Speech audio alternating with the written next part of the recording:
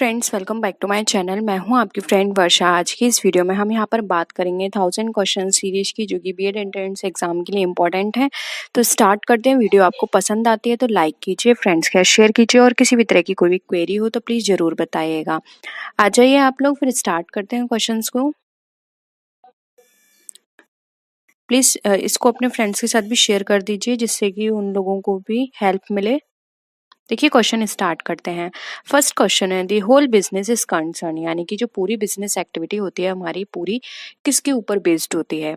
Manufacturer और retailer, producer से customer, producer से एजेंट, या फिर कस्टमर से एजेंट? बताइए, एक बिजनेस एक्टिविटी कैसे हमारी रन करेगी या किस पर बेस्ड होती है? देखिए, यहाँ पे राइट आंसर की बात करें तो यहाँ पर हो जाएगा हमारा बी, क्योंकि देखिए प्रोड्यूसर से लेके कस्टमर तक की हमारी लाइन होती है। पूरी एक्टिविटी हमारी इन दोनों के चारों ओर घूमती है।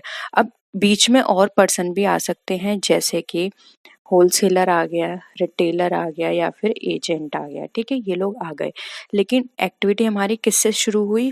प्रोड्यूसर से, और खत्म कहाँ हुई? कंज्यूमर पर या कस्टमर पे। ठीक है, तो ऑप्शन बी क्या हो जाएगा? हमारा राइट आंसर हो जाएगा। आई होप यहाँ पर आपको ये क्वेश्चन पूरा क्लियर हुआ है। कोई भी क्वेश्चन में डाउट हो तो प्लीज बता दीजिएगा, हम दोबारा से डिस्कस कर लेंगे। नेक्स्ट है, how many partners are there in chemical business, यानी कि केमिकल बिजनेस के अंदर कितने पार्टनर्स होने चाहिए? बताइए।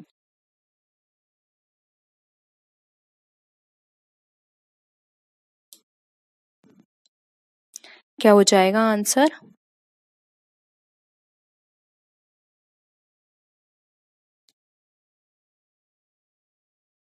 राइट आंसर क्या हो जाएगा यहाँ पे? सी हो जाएगा, 10। ठीक है, नेक्स्ट क्वेश्चन देखिए। अब इसमें से आपको बताना है कौन सी इंडस्ट्री आपकी एक्सट्रैक्शन इंडस्ट्री है। Animal husbandry, fish, pig farming, या फिर फॉरेस्ट्री?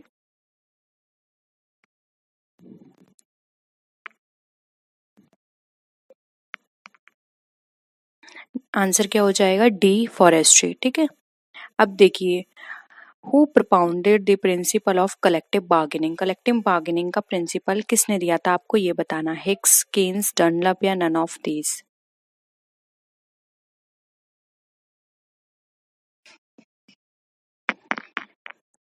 देखिए, कलेक्टिव बार्गेनिंग के प्रिंसिपल की बात करें तो ऑप्शन डी हो जाएगा, नन ऑफ दीज, क्योंकि ये दिया था सैमुअल गोम्पर्स ने। क्या है? सैमुअल गोम्पर्स। ठीक है, इन्होंने दिया था ये सबसे पहले कॉन्सेप्ट। ऑप्शन डी यहाँ पे राइट आंसर हो जाएगा। नेक्स्ट है, who propounded the expectancy theory of motivation? बहुत ही इंपॉर्टेंट थ्योरी है expectancy theory of motivation. Exam में ये बहुत पूछी जाती है, किसने दी थी?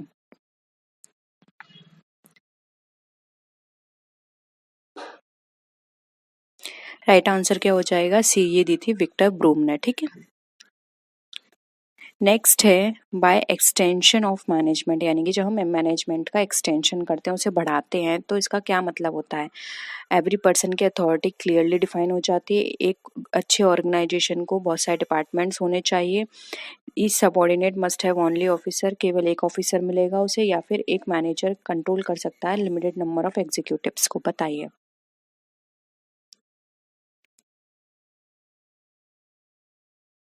क्या लगता है आंसर? देखिए, यहाँ पे आंसर हो जाएगा डी। जो हम अपने मैनेजमेंट का एक्सटेंशन कर देते हैं, यानी कि हमने उनको डिपार्टमेंट वाइज बना दिया है। ठीक है, जैसे कि sales department, production department, planning department, research and development department, सब चीज़ हमने अलग अलग बना दी है।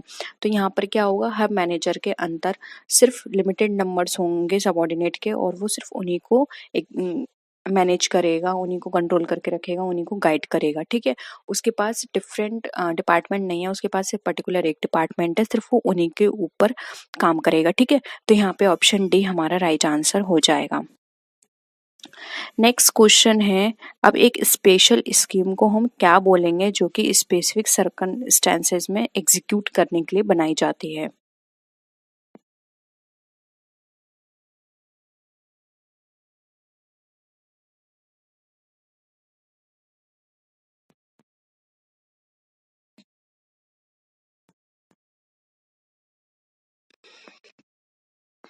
देखिए यहाँ पे राइट आंसर हो जाएगा ए, उसको बोलेंगे प्रोग्राम। प्रोग्राम क्या होता है, एक स्पेसिफिक पर्पस से बनाया जाता है कुछ स्पेशल काम को करने के लिए, ठीक है।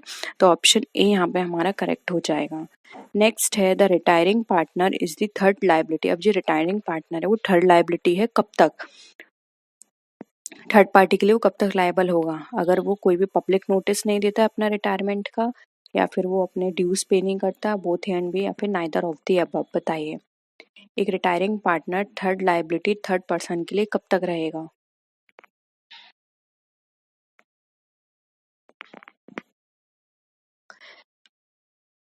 देखिए रिटायरिंग पार्टनर कोई भी पर्सन अगर रिटायर होता है किसी भी फॉर्म से, पार्टनरशिप फॉर्म से, तो उसको सबसे पहले एक नोटिस देना होता है कि मैं यहाँ से रिटायर हो रहा हूँ, जिससे कि अगर फ्यूचर में कोई भी फॉर्म के अंदर लॉस होता है या किसी भी तरह की लाइबिलिटी बनती है तो वो उसके लिए लायबल ना हो, क्योंकि बाहर की पब्लिक को नहीं पता वो लायबल है या नहीं। वो लोग उनके ऊपर उसके ऊपर भी केस कर सकते हैं कि हमने आपके नाम से इन्वेस्ट किया था, या फिर हमें नहीं पता आप भी इसके पार्टनर थे या नहीं, आपको एक नोटिस देना चाहिए था। इसलिए ये लायबिलिटी होती है, वो या तो अपने सारे ड्यूज पे कर दे और साथ ही साथ वो एक नोटिस भी वहाँ पर सेंड कर दे, या हम कह सकते हैं नोटिस निकाल दे कि हाँ वो अब यहाँ से रिटायर हो रहा है, ठीक है। तो ऑप्शन बी और ए दोनों ही हमारे यहाँ पे राइट आंसर हो जाएंगे, ठीक है। नेक्स्ट देखिए only notice of the dissolution of the firm is sufficient, यानी कि डिसोल्यूशन ऑफ द फर्म का केवल नोटिस जरूर सफिशिएंट है, किस कंडीशन में, अगर लिमिटेड टाइम की पार्टनरशिप है, अगर पार्टनरशिप यहाँ पर लिमिटेड टाइम की नहीं है, इलेक्टिव पार्टनरशिप है यानी कि एट विल भी हम इसको बोल सकते हैं, ठीक है। इलेक्टिव का मतलब होता है एट विल, यानी कि उसकी इच्छा पर है। On completion of partnership objective, यानी कि उनकी जो पार्टनरशिप है उसके ऑब्जेक्टिव्स कंप्लीट हो गए हैं। बताइए कौन सी कंडीशन में केवल एक नोटिस देकर डिसोल्यूशन हम फर्म का कर सकते हैं या सफिशिएंट है, ठीक है। देखिए अगर आप डिसोल्यूशन ऑफ फर्म कर रहे हैं तो वहाँ पर अगर आप सिर्फ एक नोटिस आपके लिए सफिशिएंट है तो वो पार्टनरशिप हमारी कहलाती है पार्टनरशिप एट विल या पार्टनरशिप एट इलेक्टिव। इसका मतलब होता है कि अगर अपनी एक विल पर उसको इस्टेब्लिश किया गया है तो आप वहाँ पर एक नोटिस देकर भी उस फॉर्म को डिसोल्यूशन कर सकते हैं, ठीक है। तो ऑप्शन सी यहाँ पे हमारा राइट आंसर हो जाएगा। नेक्स्ट क्वेश्चन है what type of group is Punjab national bank, यानी कि पंजाब नेशनल बैंक जो है वो किस तरह का ग्रुप है, पब्लिक कॉरपोरेशन है, गवर्नमेंट कंपनी है, कलेक्टिव कंपनी है, या फिर गवर्नमेंट डिपार्टमेंट है। बताइए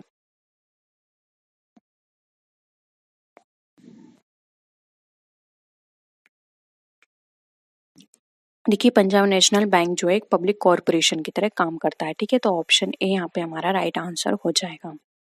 नेक्स्ट क्वेश्चन पे मूव करते हैं।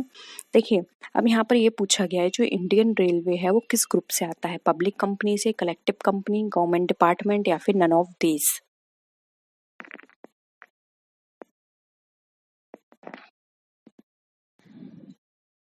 देखिए इंडियन रेलवे जो है वो गवर्नमेंट डिपार्टमेंट में आता है, इसका एक अलग डिपार्टमेंट है, इसलिए आपने देखा होगा रेलवे बजट अलग से प्रिपेयर किया जाता है। जो हमारा बजट होता है यूनियन बजट उसमें इसको इंक्लूड नहीं किया जाता, रेलवे का बजट एक अलग से बनता है क्योंकि ये अलग डिपार्टमेंट है गवर्नमेंट का, ठीक है।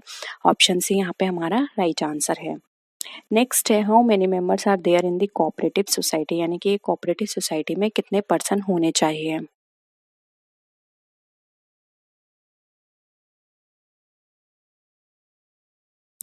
देखिए राइट आंसर हो जाएगा बी 10, ठीक है। नेक्स्ट क्वेश्चन देखिए what is the civil liability of a company audit, यानी कि एक कंपनी ऑडिट की सिविल लाइबिलिटी क्या है, उसकी नेग्लिजेंस के लिए, फॉल्स स्टेटमेंट देने के लिए, wilful making a false statement, या फिर all of the above.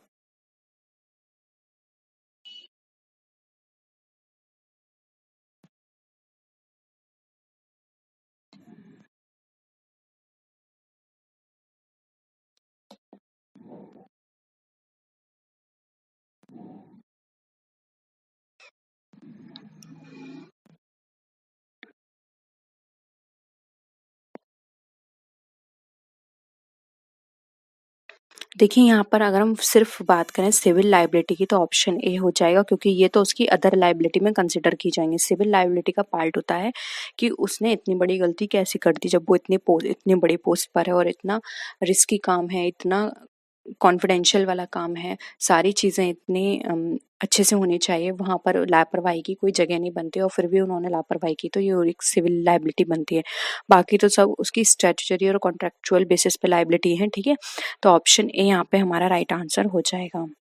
Next है what is the audit done in modern corporation. Modern corporation में ऑडिट किस तरह की डन की जाती है, यानी कि क्या पर्पस है?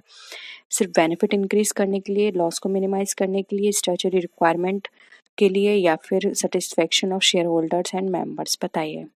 यहाँ पे मॉडर्न कॉरपोरेशन की बात की जा रही है।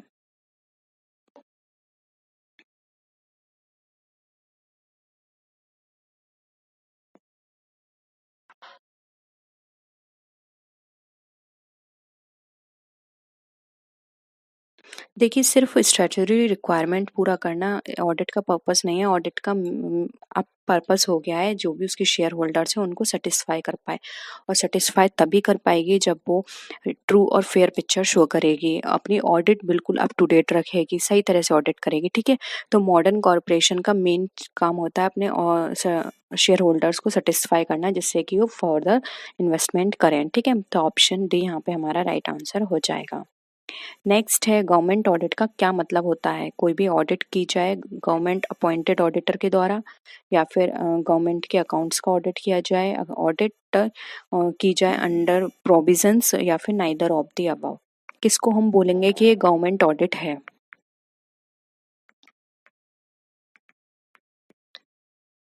देखिए, गवर्नमेंट ऑडिट वो ऑडिट होती है जहाँ पर जो ऑडिटर है वो गवर्नमेंट द्वारा अपॉइंट किया जाएगा, ठीक है? तो ऑप्शन ए यहाँ पे हमारा करेक्ट हो जाएगा।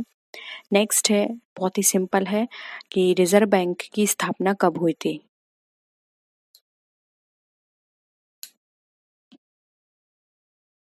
देखिए, डी यहाँ पे राइट आंसर हो जाएगा, ऑन 1 अप्रैल 1935 में, ठीक है? अब है who sign the Indian currency of ₹1, यानी कि जो इंडियन करेंसी 1 रुपए का जो नोट होता है उस पे किसके साइन होते हैं?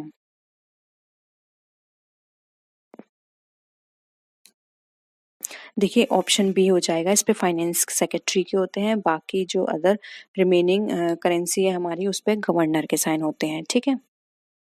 सेंट्रल के गवर्नर के, सेंट्रल बैंक के, ठीक है? अब है कि रिजर्व बैंक का नेशनलाइजेशन कब किया गया? देखिए, सिंपल है, 1935 में तो स्टैब्लिश हुई, तो ये कट गया, ये कट गया। नेशनलाइजेशन इसके बाद ही हुआ होगा, तो ऑप्शन बी हो जाएगा, ऑन 1 जनवरी 1949, ठीक है? अब आपको बताना है एक ऐसा पर्सन जो कि प्रॉमिस कर रहा है कॉम्पनसेट करने के लिए लॉस को, तो उसको हम क्या बोलेंगे?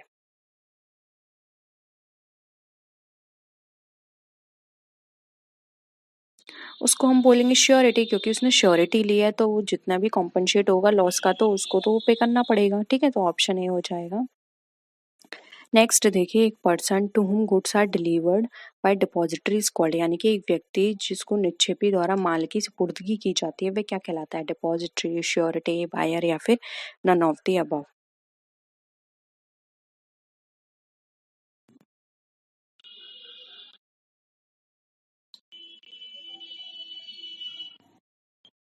राइट आंसर हो जाएगा श्योरिटी, इसको भी हम श्योरिटी ही बोलेंगे, ठीक है?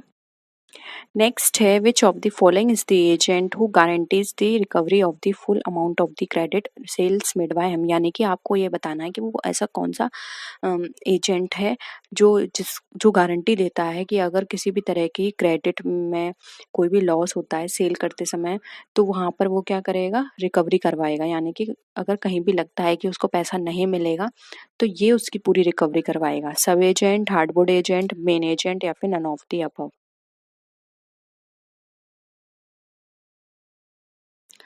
देखिए, इस तरह के एजेंट हमारे कहलाते हैं हार्डवुड एजेंट, या जिनको हम परिशोधी कमीशन भी बोल सकते हैं, एजेंट भी बोल सकते हैं। ये क्या होते हैं? इनकी ये गारंटी देते हैं कि अगर कोई भी पर्सन, या वैसे तो ये पैसा पूरा दिलवाते हैं, लेकिन अगर कोई भी पर्सन पैसा देने से मना कर देता है या नहीं सेल होता है माल, तो ये लोग सेल कर लेते हैं, या ये अगर कोई भी पैसा नहीं देता है तो ये लोग पे करते हैं, ठीक है? क्योंकि ये पूरी गारंटी देते हैं कि हम आपका ये माल है, आपका ये माल पूरा बिकवाएंगे, ठीक है?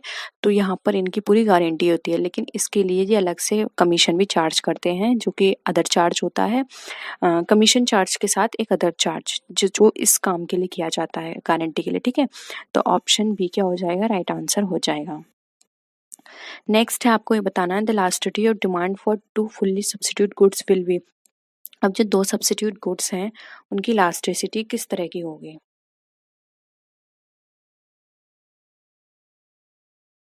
सिंपल है, वेरी हाई होगी, क्योंकि यहाँ पर देखिए फुल्ली सब्स्टिट्यूट है। अगर कहीं भी किसी का भी प्राइस बढ़ता है तो वो लोग डायरेक्ट स्विच ओवर कर जाएंगे, क्योंकि फुल्ली सब्स्टिट्यूट है। तो यहाँ पर उनकी इलास्टिसिटी कैसी हो जाएगी, बहुत हाई हो जाएगी। ठीक है, नेक्स्ट देखिए, if the demand for the commodity is elastic है, यानी कि किसी भी कमोडिटी की डिमांड इलास्टिक है और उस पर एक्सपेंडिचर किया जा रहा है, तो उसका वो भी उस केस में जब उसके प्राइस कम हो गए हैं, तो उसका जो एक्सपेंडिचर है वो किस तरह का किया जाएगा। सिंपल है, देखें यहाँ पर अगर हम किसी भी, आप कॉमन सिंपल भाषा में समझिए, अगर आप कोई भी मार्केट में प्रोडक्ट खरीदने चाहते हैं, ठीक है, और वो ऐसा प्रोडक्ट है कि महंगा हो जाएगा तो आप नहीं खरीदेंगे और सस्ता होगा तो आप खरीद लेंगे। और ऐसे प्रोडक्ट पे अगर आप का अमाउंट जो है वो कम हो गया, यानी कि वो 50 रुपए का प्रोडक्ट था, अब 10 रुपए का आ गया है, ठीक है, तो आप क्या करेंगे, आपका जो टोटल एक्सपेंडिचर होगा ऐसे प्रोडक्ट पे कैसा होगा, कमी तो होगा, क्योंकि पहले आप 50 रुपए में एक यूनिट ले रहे थे, अब वो 10 रुपए की है, तो आप 50 रुपए में 5 यूनिट लेंगे, तो आपका ओवरऑल एक्सपेंडिचर कितना कम हो गया, क्योंकि पहले भी आप 50 दे रहे थे, अभी 50 दे रहे हैं, तो यहाँ पर क्या होगा, विल डिक्रीज। ठीक है, नेक्स्ट देखिए, often demands for essential goods. अब जो एसेंशियल गुड्स हैं उनकी डिमांड किस तरह की होती है, are equal to unit, unit exceeds is complement completely elastic, या फिर less than the unit.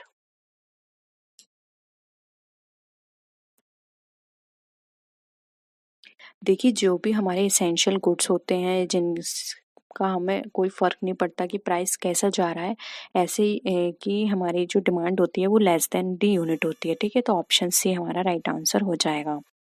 Next है इन income the demand of inferior goods, यानी कि हमें इनकम के बेसिस पे बताना, आपने पढ़े थे ना income method, price method, supply, advertisement method, तो उन मेथड के अकॉर्डिंग आपको एक इनकम दी हुई है, यानी कि एक इंफीरियर गुड जो है उसकी डिमांड कैसी होगी अगर इनकम हमारी यहाँ पर होती है, बढ़ती है या घटती है, तो कैसा रिलेशन होगा उसका। देखिए, यहाँ पर ऑप्शन बी हो जाएगा, नेगेटिव रिलेशन होगा, क्योंकि आप खुद सोचिए, कोई इंफीरियर गुड है, ठीक है, आप वो से परचेस करते हैं, लेकिन आपकी जो इनकम है वो अब बढ़ गई है, तो आप इंफीरियर गुड को क्या करेंगे, कम कर देंगे खरीदना, और आप सुपीरियर गुड पे मूव कर जाएंगे। लेकिन अगर आपकी इनकम कम हो गई है तो आप इंफीरियर गुड को ज़्यादा खरीदेंगे और सुपीरियर गुड कम खरीदेंगे, या फिर हो सकता है ना ही खरीदें। तो क्या हो गया, नेगेटिव रिलेशन हो गया, जब इनकम बढ़ेगी तो इंफीरियर गुड कम हो जाएगा, और जब इनकम घटेगी तो इंफीरियर गुड की डिमांड बढ़ जाएगी। ठीक है, तो ऑप्शन बी यहाँ पे क्या हो जाएगा, आपका राइट आंसर हो जाएगा। तो होप यहाँ पर आज आपको ये सारे क्वेश्चंस क्लियर हैं, कोई भी क्वेश्चन में डाउट लगता है पूछ लीजिएगा। ठीक है, तो नेक्स्ट वीडियो में हम यहाँ पे आपसे मिलते हैं और भी क्वेश्चंस के साथ, तब तक के लिए टेक केयर, बाय बाय।